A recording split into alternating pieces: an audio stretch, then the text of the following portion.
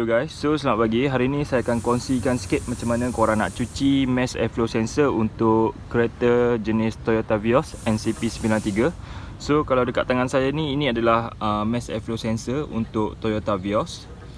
Okey, kalau katakan kereta korang ada mempunyai masalah enjin bergegar semasa tengah idle, ataupun kereta terasa semput bila korang tengah accelerate, lepas tu fuel consumption mungkin tinggi, korang boleh cuba untuk cuci benda ni dulu. Ini adalah mass airflow sensor.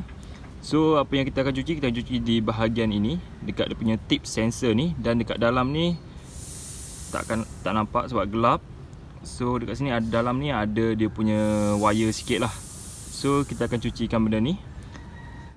Ok, so sebelum tu saya akan tunjukkan cara macam mana korang nak buka mass airflow sensor ni, and then tool apa yang korang perlukan untuk cuci mass airflow sensor ni. Ok, so untuk cuci mass airflow sensor ni, korang cuma perlukan mass airflow sensor cleaner, and then screwdriver Phillips. Ok, so dua bahan ni saja untuk korang cuci mass airflow sensor. Tapi diingatkan korang cuma menggunakan mass airflow sensor cleaner untuk cuci mass airflow sensor, kerana kalau korang kata korang gunakan benda lain seperti brake cleaner ke ataupun DW40 ke, kemungkinan akan merosakkan sensor korang lah, mass airflow sensor korang. Ok, so jom kita tunjukkan cara macam mana nak buka mass airflow sensor ni. Ok, first korang kena buka benda ni. Buka mass airflow sensor, dia punya connector.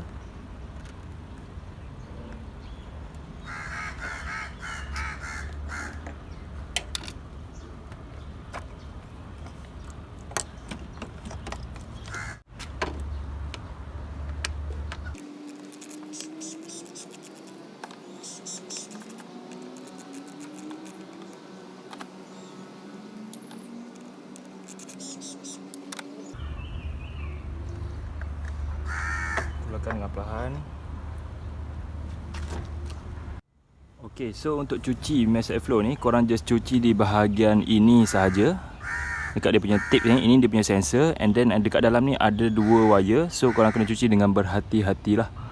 Ok, so kalau boleh nampak, ini dia punya tip, dia punya sensor. So untuk cuci, just spray saja.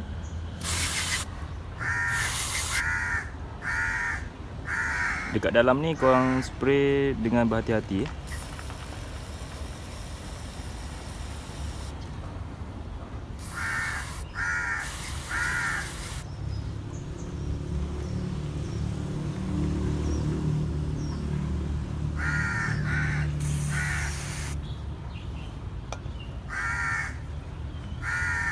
Ok, so kita tunggu dia kering dulu, betul-betul kering baru kita akan pasang balik. So kalau tengok, ini sudah cuci.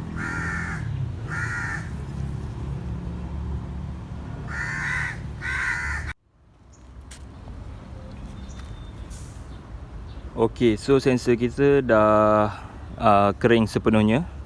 So kalau boleh tengok, saya cuba zoom So sensor dah kering sepenuhnya. Jom kita pasang. Ok, so untuk pasang mudah saja. Just ulang balik apa yang korang buat tadi tu. Masukkan sensor di tempat dia. Masukkan dia punya konektor.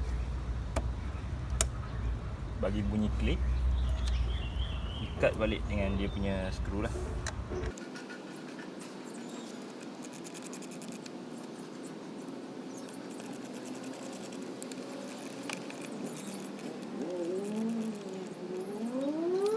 Ok, so dah siap skru. Ok, so itu saja yang saya boleh kongsikan kepada korang semua. So jangan lupa untuk like dan subscribe saya punya channel, and then jangan lupa share lah kalau ilmu ni berguna. Ok, itu saja, terima kasih.